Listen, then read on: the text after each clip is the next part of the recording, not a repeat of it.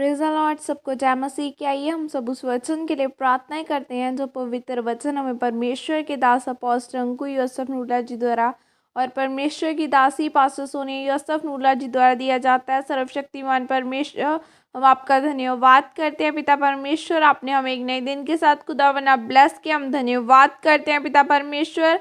Bible में लिखा है, धन्यवाद करते हुए स्तुतियों के साथ उसके फाटकों में प्रवेश करते चलो है मेरे जिंदा परमेश्वर।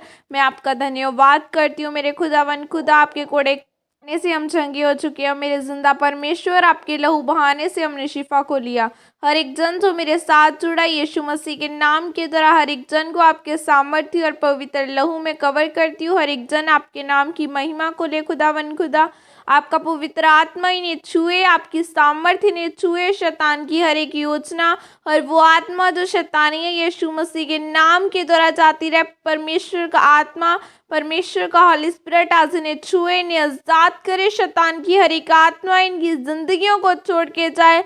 पाप की हर एक आत्मा, पाप की हर दुष्ट आत्मा इनकी बॉडी को छोड़ के जाए। आज परमेश्वर का मसा इनकी जिंदगियों में ठहरे और प्रार्थनाएं करने का मसा, परमेश्वर के साथ चलने का मसा आज इनकी जिंदगियों में जाए। शैतान की हर एक योजनाएं जाए, शैतान की हर एक चाले यीशु मसीह के नाम के द्वारा खत्म की जाए। आज का वचन इन लोगों की जिंदगियों को बदले, आज का वचन इनके घरानों को बदले। आज के वचन के द्वारा ये आशीषित किए जाए। आज का वचन इनकी जिंदगी में 1000 गुना फल लेके आए। कोई भी शैतानी शक्ति आज के वचन को चुरा ना पाए। आज का वचन इनकी जिंदगियों में 1000 गुना फल लेके आए। प्रभु यीशु मसीह के सामर्थ्य नाम में मांगती हूँ, आमीन आमीन। अलगता ही ज़रूरी है। रोमियो 12 की 2 आयत में लिखा है, इस संसार के सदृश न बनो, परंतु तुम्हारे मन के नए हो जाने से तुम्हारा चाल चलन भी बदलता जाए, जिससे तुम परमेश्वर की भली और भावती और सिद्ध इच्छा अनुभव से मालूम करते रहो, आमीन। मेरे प्रियो, बाइबल में हम देखते हैं कि मूसा के द्वारा परमेश्वर ने इजरायलियों के लिए वचन दिए जिनके द्वारा वह कनान देश में पहुंच सके। पर यह वचन परमेश्वर ने मूसा को तब दिया जब वह लोगों से अलग होकर पहाड़ पर प्रार्थना करने के लिए गया, क्योंकि भीड़ में रहकर वह परमेश्वर से वचन नहीं ले सकता था। उसका उससे अलग रहना ज़रूरी था। आज आप जैसे ही चर्च में आते हैं तो आपको विरोध सहना पड़ता है।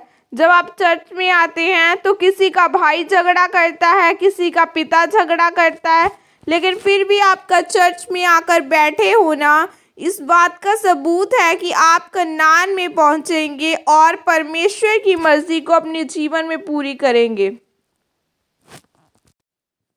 आप परमेश्वर की मर्जी को अपनी जीवन में पूरा होता हुए देखेंगे। पौलुस कहता है कि मैं उस सुसमाचार के लिए अलग किया गया हूँ, क्योंकि अपने लोगों में रहकर मैं सुसमाचार के लिए तैयार नहीं हो सकता हूँ। प्रभु यीशु मसीह ने कहा कि संसार तुमसे बैर रखता है, क्योंकि उन्होंने तुमसे पहले मुझसे भी व्यर्थ बैर किया, ताकि परमेश्वर का वचन पूरा हो। पर उन लोगों को आपसे बैर करने का कोई कारण नहीं है और न मुझसे बैर करने का कोई कारण था, पर क्योंकि तुम संसार के नहीं हो, मैंने तुम्हें इस संसार में से चुन लिया है, जिस तरह पौलुस को चुन लिया था।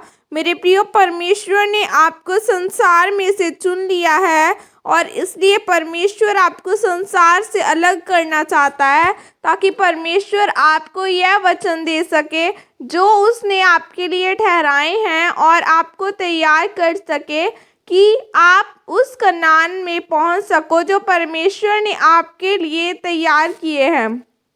आपके कनान का जीवन जिसे हर कोई पाना चाहेगा, वह आशीष, वह उद्धार, शांति योजना है जो परमेश्वर ने आपके लिए रखी है। परमेश्वर ने कहा कि तुम संसार में तो हो पर संसार के नहीं हो।